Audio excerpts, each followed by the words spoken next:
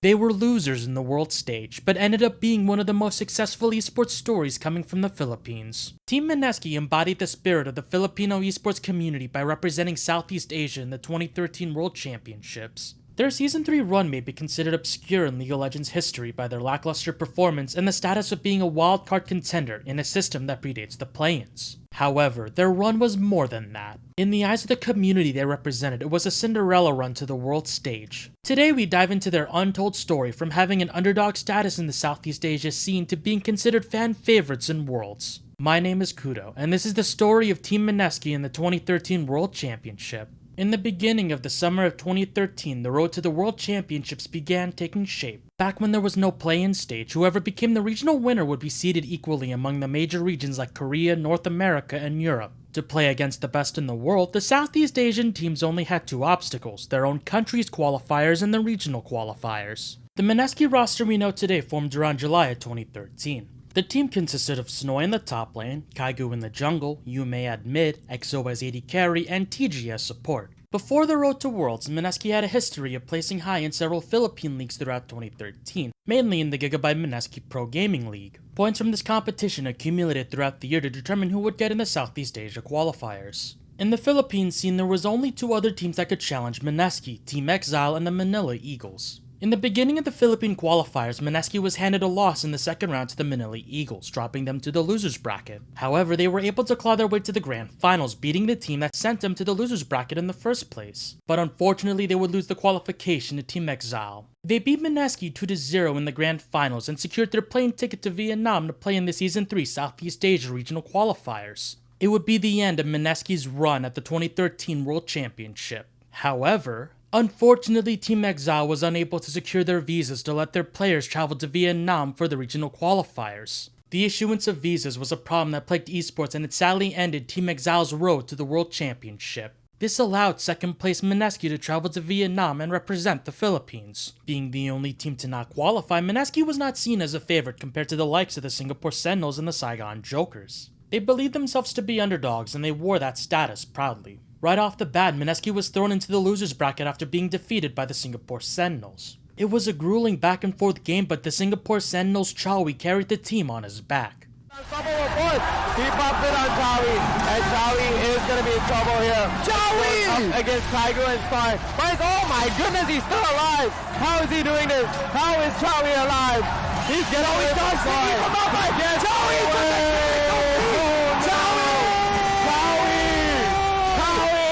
oh, they're going to get the hook onto Chowie. In goes TG. They're going to go for the engage. Spine gets caught there by the Chains of Corruption. Yume going to stick on to Chowie. Chowie has gotten caught out here. This is not good for the Singapore Sentinel. Chowie is still alive though. Where is his defenders? Chowie might go down here. Oh my goodness, Chowie!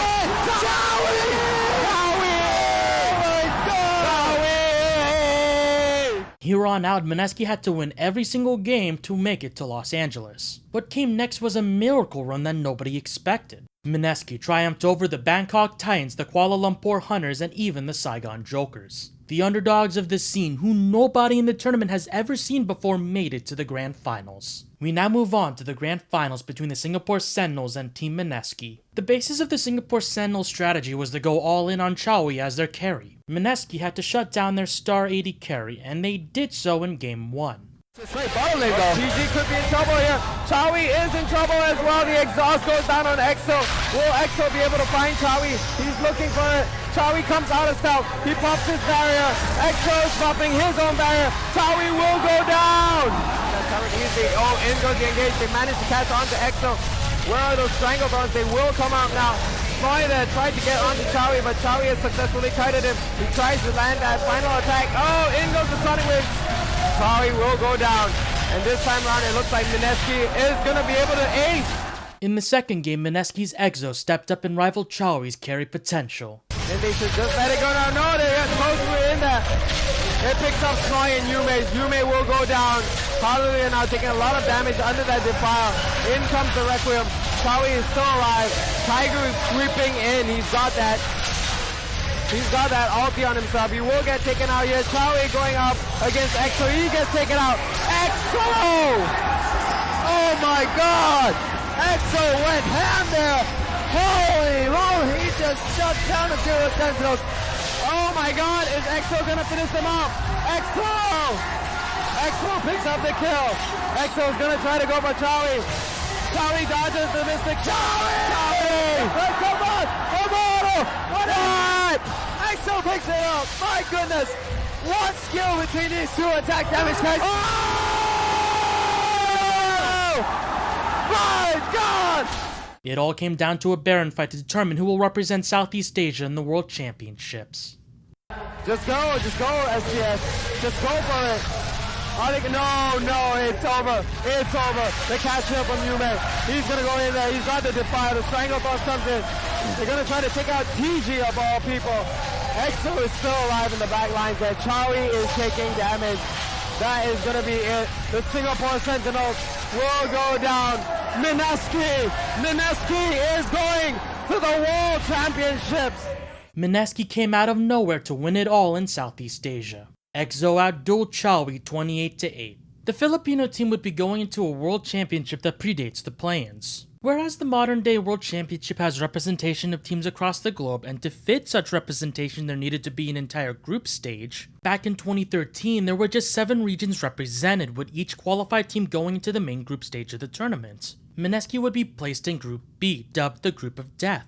With the likes of Fnatic, Gambit Gaming, Samsung Ozone, and Team Vulcan, Mineski's odds of making it out of the group stage were simply slim to none. In the first day of Group B competition, Mineski went up against Gambit and Fnatic. Needless to say, these games were stomps. Mineski was able to keep up on farm, but was virtually outplayed in all other aspects of the game. While this can be attested to the veteran status and the international experience gap between Mineski to the rest of the teams, it also speaks volumes to the drastic differences with the Southeast Asia meta, a meta that prefers a drawn-out laning phase to farm up and play for objective control in the late game. While Mineski's battles against the group stage teams may resemble David vs Goliath, they weren't necessarily that easy to beat. Mineski was still capable of finding opportunities to gain leads despite being so far behind. Take for example their ace against Samsung Ozone. Fiddlestick's gonna walk out of this one, silencing everybody down the line. Mata going down there, and it looks like they may try to turn on this one. Looper goes for the flash, he gets locked up there. TG gonna be going down onto this one. They keep trading kills back and forth. So far, Mineski on top. Yume very low. Can he make it back into the fight to help his team? It's gonna be the shots on the Imp. Looper coming in with the ultimate. Tries to get EXO so the damage can't be done. Kiting very well. Blade of the Root King keeping EXO alive in the fight. And holy crap, Mineski comes up huge! In the next match against North America's Team Vulcan, Mineski kept it incredibly close throughout the early game. Does manage to get the layways down. Ace in the hole coming out. ManCloud caught out there. Great chain of corruption from EXO, but the exhaust just timely. He's going to flash through. Gets the kill on towards ManCloud. Zuna in trouble around the backside. He's going to get taken down. You're going to see the Requiem landing. He's not going to find his target. Now they're going to get the lockup on Bloodwater. Bloodwater tries to get the kill. He's got his passive available, but that's a 3rd kill for Mineski. And Vulcan just completely caught out in the river. It went down to a Baron fight to swing it in Vulcan's favor and ultimately win them the game. You can see Mineski there coming up to this one. They've realized what is happening. Can they get close enough though? Paranoia is available. He's going to have to go. He's too late. That's going to be Vulcan picking up the Baron. Can they turn the fight around now? Smithy taking low. Psycho Sid also getting dropped. He's getting picked off, but he's so tanky. Pops like Ghost. He's going to get dropped down. That's one down for Mineski. You see Kaigu and Snoy getting close in there. ManCloud's finally going to close the gap. He's going to have to get focused on it because he's standing on towards him. That's going to be ManCloud going down, but EXO is also going to pay the price. They're going to see Requiem not going to find his target. Ace in the hole comes in. It was a 2 for 2, but it was Baron for Vulcan.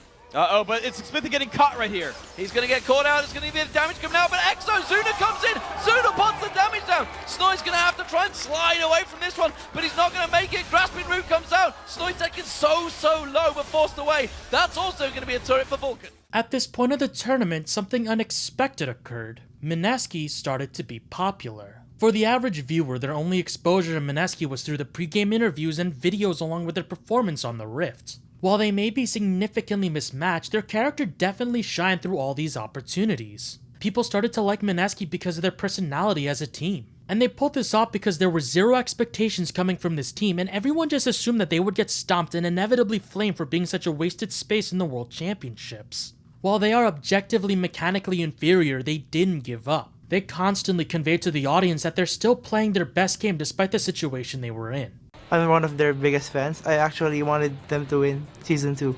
It's really awesome when you are playing against your fans. It's gonna be a pretty hard match for us. Honestly, I think they're gonna win it all. We have a little chance, but we will do our best to get that cup. It's a little disheartening to be like, all right, we think they're going to win the tournament, but we'll do our best. Yeah.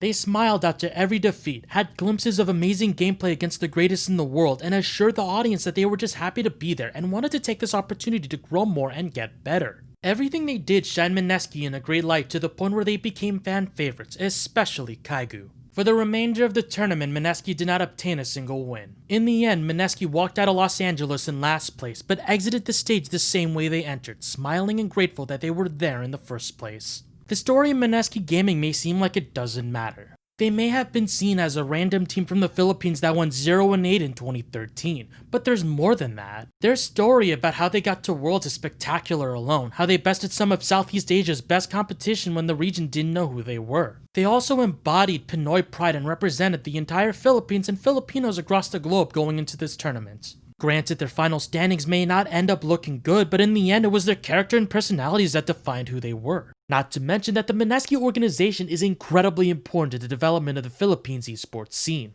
Mineski made esports sustainable in the Philippines by launching cybercafe franchises across the country, having regular tournaments in those sites, and introducing national leagues and tournaments. Lastly, Mineski also contributed to the structure of the Worlds format we know today. Putting character aside, they were honestly a free win to those in Group B. Gaming Gear EU was that for Group A. A problem arose in the scaling for this tournament. How do you theoretically seed all the regions of the world when some are significantly inferior in gameplay than others? What is the best compromise to still give those regions a chance without being seen as a free win? To properly scale the competition, the play-ins would be the first stage of the World Championship.